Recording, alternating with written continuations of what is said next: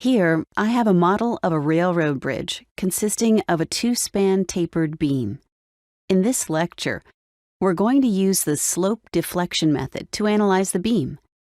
As you can see, the beam is shallower at the right end and at the left end, but deeper at the center. This change in geometry results in a varying moment of inertia across the length of the beam, which affects the analysis. The standard slope deflection formulation is not applicable here, since it is based on a constant moment of inertia. So we need to use a revised set of slope deflection equations for analyzing the beam. The derivation of the slope deflection equations based on a varying moment of inertia is presented in an accompanying video lecture. Please review lecture SA58A before proceeding with this one. In this lecture, I'm going to show how the revised equations can be used to analyze the bridge.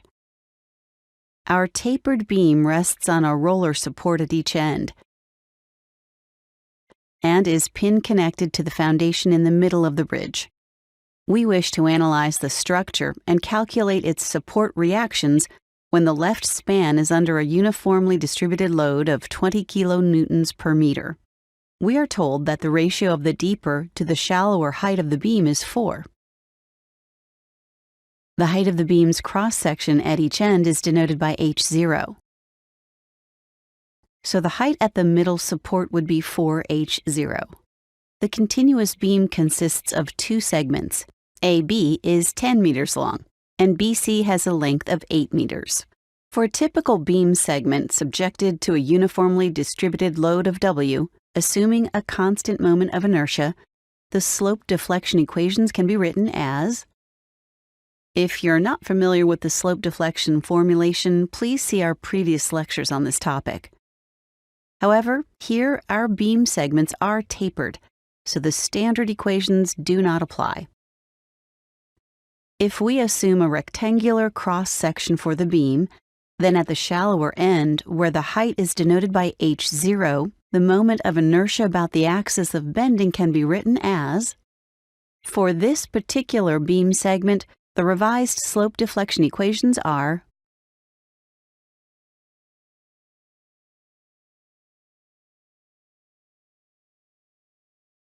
The derivation for these equations is given in lecture SA58A.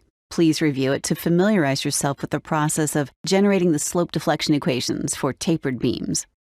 These equations are valid for the case in which h0 is located at the left end and 4h0 is at the right end of the beam.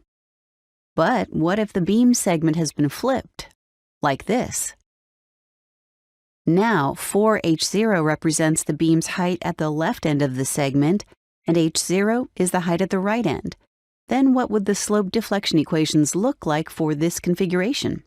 To arrive at the correct equations for this beam configuration, we can either go through the derivation process explained in video SA58A, or we can take a shortcut. What is the shortcut? Just swap the coefficients of the end rotations and the fixed end moment terms between the two equations, like this.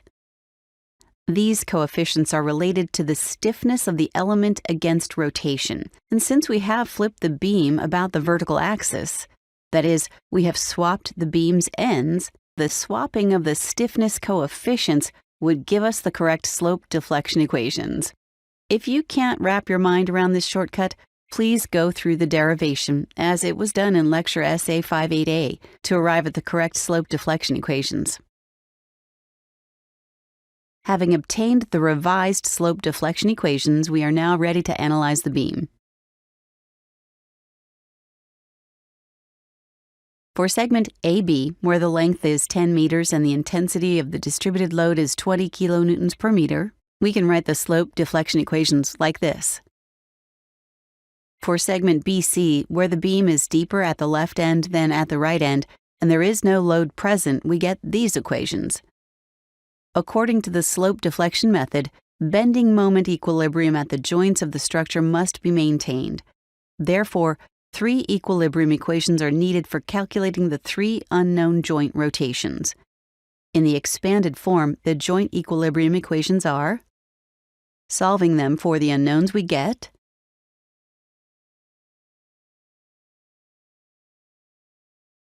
Knowing the end rotations, we now know the general deformed shape of the beam. It looks like this.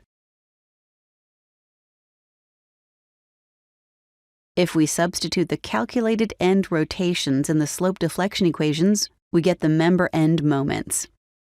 Knowing the end moments, we can now determine the member end shear forces using the static equilibrium equations. For segment AB, we can write,